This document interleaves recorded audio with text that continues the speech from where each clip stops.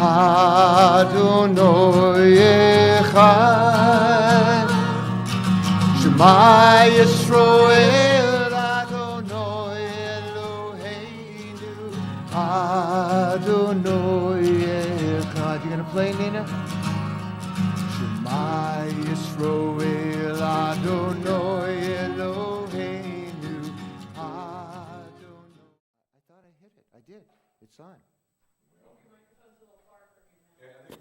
Hello? Hello? Hello? Okay. Is that better? Should I hold the microphone? But it's hard to get it closer. Let's see. How's that? Help me out, Dave. There you go. We had that set before. Where were you when I was putting on my tie this morning? I could have used help for that too. Okay, so yesterday was can you hear me? Was my first full day without coffee. Was tough. And so, however, on the way up, when I was telling Sandy about what I was going to talk about today, she fell asleep. So I figured I needed some coffee. So we stopped at A&W. I got some coffee, and back to my old chaotic self.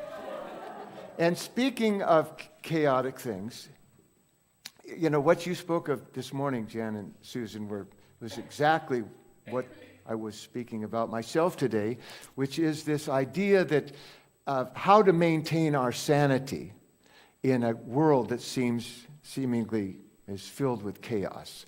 We've had these horrific hurricanes that certainly have been exacerbated by climate change. We've had these horrific earthquakes in Mexico. Many people have died. Floods in India and Bangladesh, where many people have lost their lives, and hundreds of thousands, maybe closer to 1 million people in the world have lost their homes in just the last couple of months. And if that's not troubling enough, the Hawkeyes lost in the last play of the game last night. They were leading number 4 Penn State with 4 seconds left, and Penn State scored a touchdown on the last play. So my world has collapsed completely. Now, if the title of this talk is How to Maintain Sanity in the Face of Total Chaos and Disorder, my wife is far more qualified to give this talk, having lived with me for the last 36 years and knowing what it really takes to maintain sanity in the face of that kind of chaos. And I thought, another thing I said to Sandy, I said, sometimes it seems that I just talk about the same thing. Whenever I go, I go here a couple times a year. I go to Quincy, Unity Quincy a few times a year. I go to Des Moines usually about once a year. Once in a while I speak at Colorado, Boulder, Unity of Boulder. And it occurred to me that I really don't know that much. And I could actually say what I know, the most essential principles of living, what I believe to be the most essential principles of living life easily in 5 minutes. And just say it all. It's all there. All the principles of life get rooted deep in the silence within. Don't believe, be careful how we manage our attention. That's basically it. That's how to live life. It's really that simple. So if my talks sound the same, it's because I don't know anything else to talk about. Really. You even hear the same wife jokes every talk, you know. By the way, there is some good news in the midst of all this. Some of you have read about it, but we had a very contentious school board election in Fairfield, where I'm from. And there was a strong group of I just say people who were very much focused on restricting transgender rights in Fairfield, and there was a big push to elect these 4 representatives. And so the liberal side of the community focused on 4 candidates. All 4 of those candidates won. So none of these bigoted, I hate to use the word bigoted, but those people who didn't embrace the rights of all lost, all 4 of them. So that was a great win for humanity. A small win, but a win nevertheless. So there is a lot of troubling things happening, not just in the world. Mother Nature is raising her fist, open hand, whatever you want to say. Feels more like a closed fist often. I didn't even mention North Korea and the threat that represents for the whole planet, or the wanting leadership and character that we need in this country right now to guide us through this very difficult time. So how do we navigate all this? It is very easy to be easy for us to be troubled and even frightened, and worse than that, or maybe it's worse, is to be very angry. Very angry. And to indulge ourselves in the level of divisiveness, anger, and even hatred that is so tempting for the ego. So tempting. A friend on Facebook the other day just said, I'm going to admit it, I absolutely detest and hate Donald Trump. She just wrote it out there. And part of me, cringed a little at the indulgence, even though I could relate to that desire to go there. So what do? There's such a temptation to divide ourselves from our brothers and sisters on this planet. Such a temptation, and it's worse than ever before that I can remember in my long lifetime, that there's been such divisiveness and such stirring up, as you call that, fomenting of that negativity in our society, in America, in the world, really. So the first thing, as I said, because I only know 2 things, The first thing is that we must take the time to become rooted, as Jan said, or Susan said, I can't remember which of you said it, to become rooted in that inner silent self, which is the basis of who we are and what the basis of all of creation. We must take the time to do that. And we can't do it by just believing in an inner silence or inner God. We can't do it by talking about it, reading about it. We have to do it by closing our eyes and taking the time through whatever practice we feel is most effective, and to experience that quieter and quieter and quieter state of our own being until we experience that unbounded inner silence and peace, immovable self that we are. It's a lot like a ship being anchored in the ocean, or a tree having very deep roots. In calm times, trees don't need to have real deep roots. We don't need to anchor the ship in still waters. But when the storms are brewing and causing chaos and creating all this stress on the surface of life, it's very important that we be rooted deep within. Just as a tree, those trees that grow their roots deep into the soil, they can maintain their integrity in the face of these hurricane force winds And a ship that's anchored deep in the ocean, in the silent waters of the ocean, can withstand far more of the threat or the impact of winds and waves on the ocean. And we are the same way. We are a little bit more like the trees, though, than we are like the ship and with its anchor, and I'll tell you why. The tree doesn't wait for the hurricane warning to grow deep roots, right?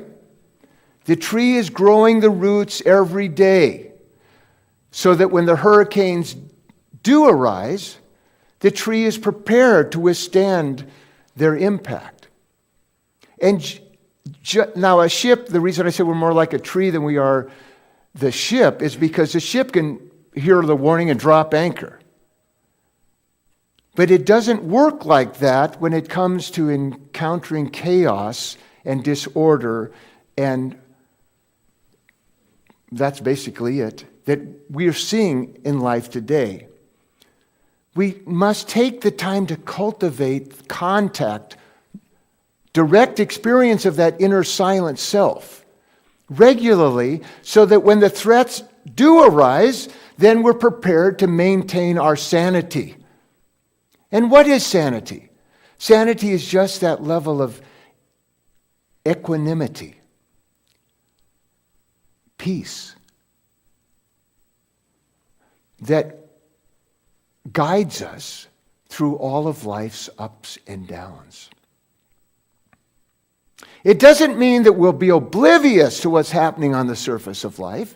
It just means that we will be deeply established in that silence so that we can engage in living from that place of peace, not from the place of disorder, anger, fear that is so prevalent today in our society. So I said I only know two things to teach. The first one is we must take time to know the self. Jesus said the kingdom of heaven is within. We must take time to know that kingdom of heaven, which is nothing more than our own essential nature. It's who we are. So that takes care of the anchoring part. Now, a quick highlight there is that joy is also founded in that direct experience of self. Joy is distinct from happiness. Happiness is when the Hawkeyes would have won last night. Happiness is outer dependent. You know, I'm happy because my son got an A. I'm happy because I got a job promotion. I'm happy because I sold a car. Whatever it is that makes us happy is outer dependent, and that is fleeting, and that will never last, and it will never provide us that peace that we all seek. On the other hand, joy is the experience that comes from being deeply rooted in our own inner self, our own inner silence. That is where joy springs from. In the Vedic tradition, they call it Sat Chitananda, that eternal joy and silence. So that covers half of everything I know. Okay, the third thing I know is that I love my wife and my dog. Say that in that order, yes. Yes. And Sandra is, by the way, even though you don't hear her speak, she is filled with wisdom and grace. And when we do this workshop this afternoon, and by the way, I ask that we get 6 people if we can, in order to give the workshop. Sandy's going to do her part in sharing, gifting her wisdom at the workshop. So I'm looking forward to doing that with you, sweetheart. 2 hours. 2 hours. So, what's the other thing I know? The other thing I know is that the mind has a great impact on the quality of our lives. And either we run the mind or the mind runs us. It's basically that simple. Byron Katie loves to say, when I believed my thoughts, I suffered. Okay? So, I'm going to just give you a quick example. And it might sound trite, but I'm being serious. So, like I said, the Hawkeyes lost on the last play of the game. It went from this euphoria of them pulling off the biggest upset of the year to losing. So, that happened last night around 10 p.m. our time. My mind wanted to think about it after I got home, wanted to think about it when I woke up this morning. And the mind just goes there. It just goes to that place of conflict. The ego thrives on conflict. Without conflict, the ego just doesn't exist. Now, as I said before, even when we're fully established in that inner silence, there still will be that individuality that persists. Someone will like chocolate ice cream instead of vanilla ice cream, or root for the Hawkeyes instead of Penn State or Iowa State, which friends don't allow their friends to go to. So there still will be those individual differences, but they will be overshadowed, if that's the right word, by this inner silence. So, in the same way that my mind wanted to think about this heartbreaking loss, people are losing their homes and lives, and I'm worried about the damn Hawkeyes. So the mind loves this kind of conflict.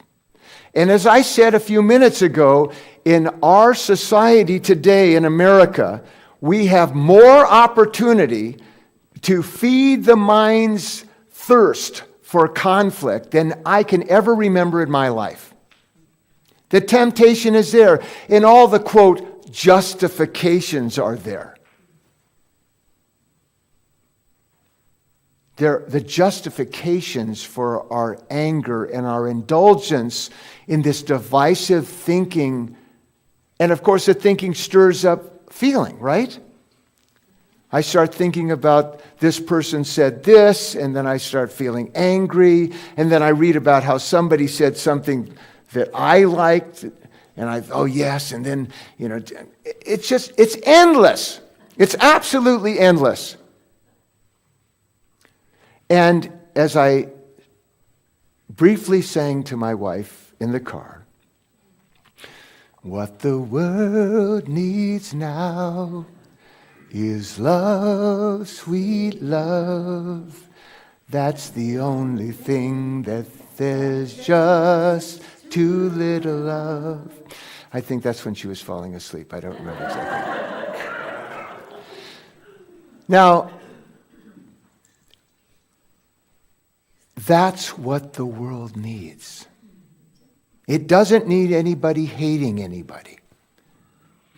It doesn't need us talking with our friends about what so-and-so said in Alabama yesterday, or what this professional athlete said in response to what so-and-so said, and what so-and-so tweeted after the professional athletes. We don't need that. The world does not need that. What good does it do us? What good does it? Does it make any of us feel better to put our attention on those things? Does it really make us feel better? Do we feel more at peace? Do we feel more love? I certainly don't. The ego kind of gets off on it in the same way that watching Game of Thrones or even watching the Hawkeyes play. So we have a choice. Feed the ego and contribute to all the pain and suffering in the world with our thoughts and our own energy, or to be disciplined. Now, that doesn't mean that we don't take action. I've said this before too. That was the third, so I know three things, I guess, basically. It doesn't mean that we don't take action in the world. It doesn't mean we don't live our lives. Certainly we do. I recently got my substitute teaching credential from the state of Iowa, and I was filling out an application Friday for the Fairfield Public School District, and it said, it had a question that was not asked in the exact same way on the state application. It said, have you ever been arrested or convicted of a crime? And I was arrested in this climate protest last year, and I was never charged, but I had to say yes. I was arrested. So there's no conflict between disciplining ourselves about what we put our attention on and stirring negativity in our own thoughts and own hearts and minds. There's no conflict between that and taking whatever action we feel we need to take. If you see a car bearing down on a child in the middle of the street, you run to protect the child. But that doesn't mean hating the driver or hating the parents. It means doing what needs to be done from that space of love and peace. If we see climate change advancing on the planet and threatening not just future generations, but potentially the majority of life on this earth, and we feel compelled, then we take some action. We go to a protest. We write our congressman.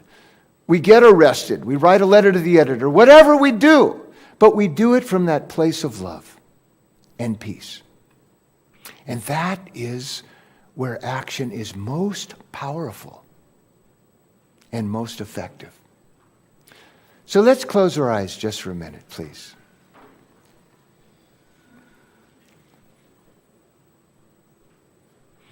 And just please take a deep breath and let it out. And another real deep breath. Let me hear you exhale. Deep breath. And just allow your attention to begin to settle in the area of the heart, and all the thoughts. Jonas doesn't know what he's talking about. Whatever your thoughts are, just let those go. Maybe you're stuck on what's going on in the world, what's going on in your family. Just let it go. Just for this few moments, let it go. And as your attention becomes more and more settled in the heart, feel the mind simultaneously coming to rest. And if thoughts continue, that's fine. Just continue to let them go. Allow them to be.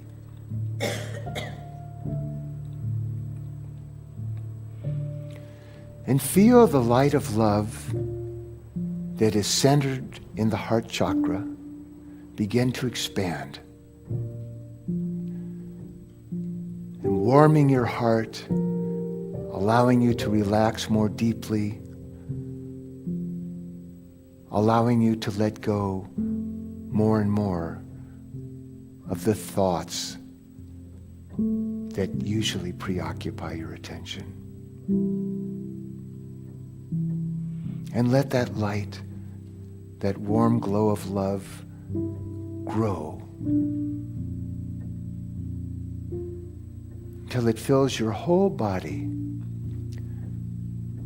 nurturing your heart, your mind. Every cell begins to vibrate with that sweet, tender love. And let the love grow and surround everyone in this congregation. bringing them peace, hope, courage, and then allow the love to expand even further and nurture all those who are troubled in this world.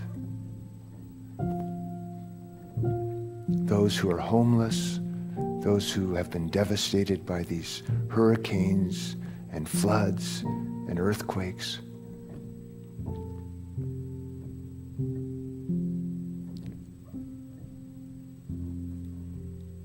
And even those ordinary human beings that just struggle to live life day to day, trying to maintain equilibrium in a world filled with chaos.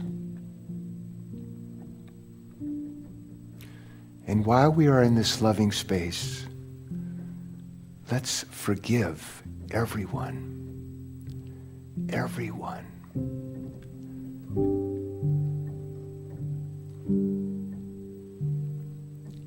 Everyone who is doing the best they can, just as we are. Forgive ourselves for falling short. Let go of the judgment.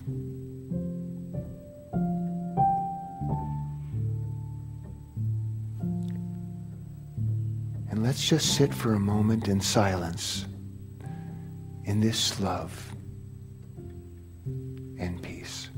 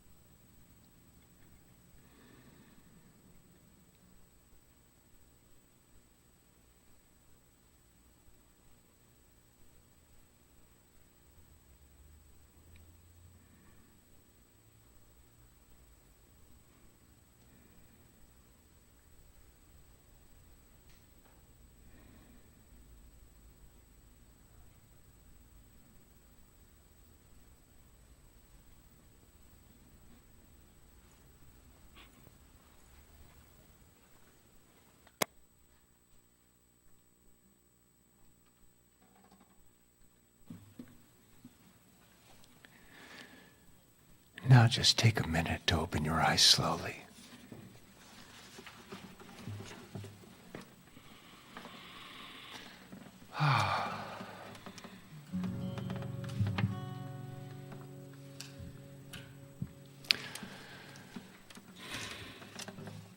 I love you all, and I'm very grateful for our connection. I hope that you're...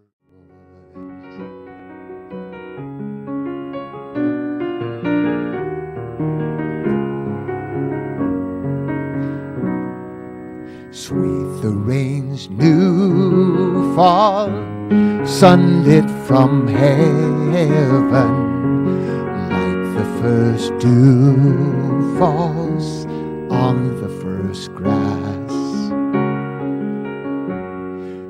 Praise for the sweet